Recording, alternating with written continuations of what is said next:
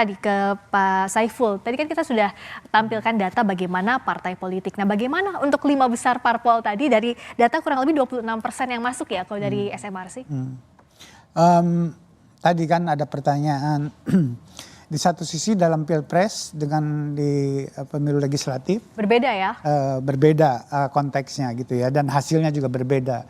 Katakanlah efek Pak Jokowi gitu ya. Pak Jokowi dalam pilpres kelihatan sangat kuat efeknya untuk memenangkan Prabowo Gibran. Tapi dalam dalam pemilu legislatif di mana PSI sebagai partainya Pak Jokowi dikampanyekan sebagai partainya Jokowi, itu tidak semudah di dalam pilpres.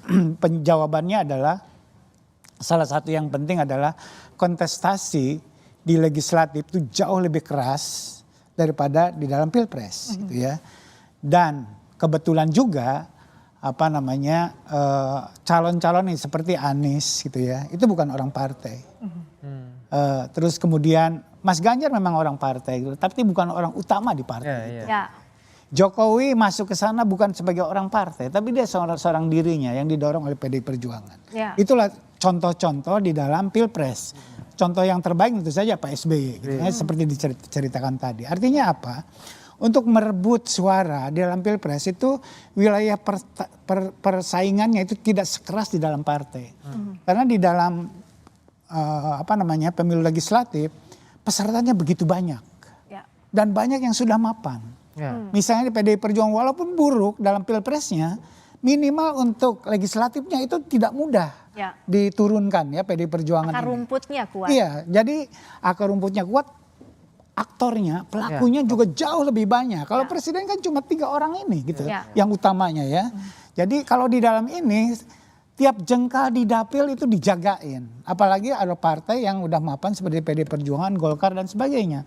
PSI sebagai partai baru, walaupun itu Pak Jokowi hebat, tidak mudah berhadapan dengan kader-kader partai yang sudah mapan di lapangan itu. Itu yang menjelaskan kenapa Pak Jokowi begitu perkasa di dalam pilpres, tapi tidak dalam pemilu legislatif. Walaupun masih ada kesempatan PSI untuk masuk ke Senayan, gitu, masih ada kesempatan itu karena margin of error. Jadi kita lihatnya, tapi setidaknya sekarang ini tidak semudah dalam pilpres, gitu ya, untuk Pak Jokowi membantu PSI. Itu yang menjelaskan. Kalau Bung Nyarwi lihat masing-masing kunci unggulnya dalam pileg pilpres ini efek apa saja? Karena tadi sudah dijelaskan juga Pak Saiful dan Bung Nyarwi, ini seperti berbeda kontestasinya, hasilnya pun berbeda. Apa sih kunci kemenangan masing-masing? Satu dari pilpres, yang kedua untuk pemilu legislatif. Yang pertama saya mau jawab gini, Friska. Setiap pertarungan politik itu harus dilihat arenanya. Pasar arenanya kayak apa? Arena pilpres itu beda dengan arena pileg. Tadi Bang Saiful sudah menjelaskan. Di arena pileg itu padat sekali pemainnya, crowded sekali, itu satu.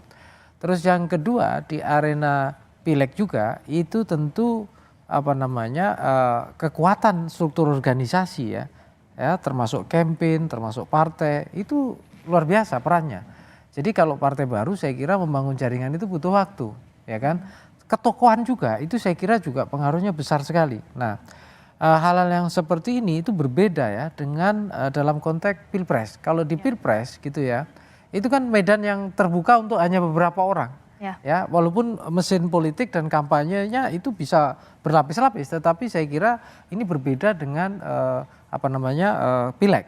Nah, satu lagi di dalam pileg itu kan kita harus ingat ya variabel kompetitor. Nah, kompetitor di situ tadi sudah disinggung Bang Saiful ya. Itu juga ada orang-orang kuat, bahkan ada dinasti-dinasti di dalamnya, di dalam dapil-dapil ya, keluarga-keluarga besar itu. Kita bahas soal anomali yang menarik begini, antara sosok calon presiden dengan kingmaker di belakangnya, kita katakanlah begitu ya, ada Jokowi effect, tidak serta-merta sejalan dengan elektabilitas dari partai politik. Meskipun kita yang harus disclaimer-nya adalah yang keluar hasil hitung cepat ini masih di margin of error, masih plus minus ya. Jadi kita tidak bisa menyimpulkan. Tapi kan misalnya Pak Jokowi tidak serta-merta mengerek jauh suara PSI. Begitu pula kalau calon presiden yang unggul Prabowo Gibran, tapi Gerindra juga masih di bawah PDI Perjuangan berdasarkan hasil beberapa hasil hitung cepat. Begitu pula PDI Perjuangan yang unggul tapi tidak mengerek suara Capres Ganjar Mahfud. Gimana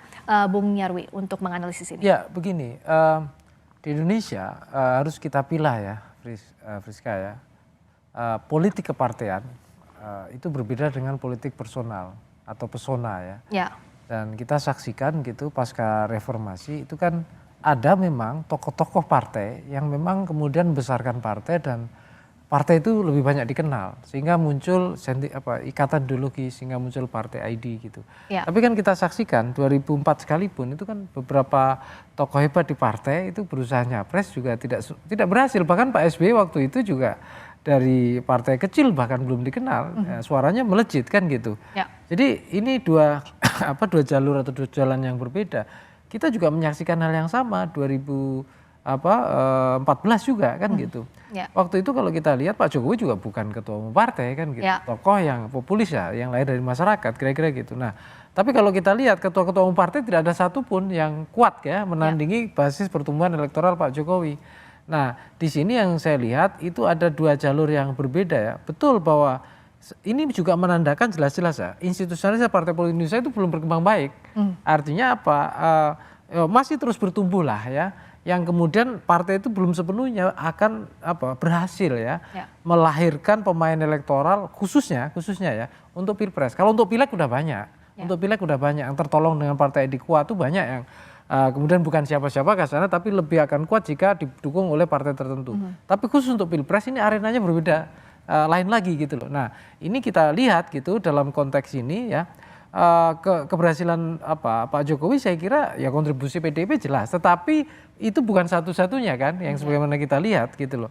Nah sebaliknya ada anomali lagi nih, orang yang kuat ya artinya secara persona pengaruh itu kuat, itu ternyata juga butuh skill tersendiri untuk bisa dia mengembangkan partai politik. Nggak bisa hanya sekedar mau mengkonversi popularitas yang hebat ini kemudian tiba-tiba jadi suara partai. Dan mungkin termasuk yang cukup berhasil menurut saya dalam konteks ini ya, yang terbukti itu Pak SBY. Karena kan Pak SBY, fans clubnya SBY ini kalau kita lihat itu kan sempat terkonversi 2009 itu kan suara Demokrat luar biasa, terlepas bahwa ada yang bilang itu juga nggak sepenuhnya natural, ada yang bilang begitu, tetapi itu berhasil gitu loh. Nah dalam konteks ini mungkin ya karena Pak Jokowi itu bayang-bayang atau ikatan dengan PDIP-nya masih di publik masih terasa. Makanya ketika walaupun putranya Kaisang menjadi ketua umum PSI itu bukan berarti 100% ya approval atau support masyarakat ke Pak Jokowi itu bisa 100% ditarik menjadi konversinya ke PSI kan gitu. Nah walaupun di banyak iklan itu disebutkan kan di kampanye baliho itu PSI partai Pak Jokowi, tapi ternyata nggak jalan juga kan gitu. Nah ini yang saya kira gitu ya, hal-hal yang di Indonesia itu dinamikanya seperti itu ya. Terus satu lagi ya Friska ya, tadi ada diskusi yang menarik ya, misalnya soal resources dalam berpolitik sebenarnya. Ini kan Pak Prabowo kan kalau di data quick count kan jelas-jelas ya, ini satu putaran Pak Prabowo Gibran pemenangnya. Tetapi di beberapa data quick count juga yang ada sampai hari ini walaupun datanya belum stabil ya, Gerindra suaranya itu masih belum terlalu, istilahnya tidak bisa melampaui PDIP kira-kira gitu. Nah pertanyaannya adalah, ini karena branding atau kekuatan partai di Gerindra tidak sekuat seperti kemampuan Pak Prabowo dan Gibran bersama-sama mengakselerasi elektabilitas itu, ataukah memang gitu mindset pemilih ketika melihat partai itu akan berbeda 100% dengan melihat person atau individu. Nah dugaan saya yang kedua ini, jadi pemilih itu melihat sosok figur ya figur gitu loh, tapi partai bisa jadi lain lagi gitu kan gitu. Oke ini misalnya saya akan lihatkan ini hasil quick count pemilu legislatif 2024, ini masih sementara ya, hasil hitung cepat yang sudah masuk. Di posisi pertama ada PDI Perjuangan 17,43%, lalu disusul Gerindra 12,96%, lalu di 13,78% Golkar, lalu PKB 10,90%, Nasdem itu di 9,47%. Itu 5 besarnya. Bagaimana dari data ini minta di breakdown oleh Pak Saiful, tapi usai jeda tetap bersama kami di Suara Unggul, kami segera kembali.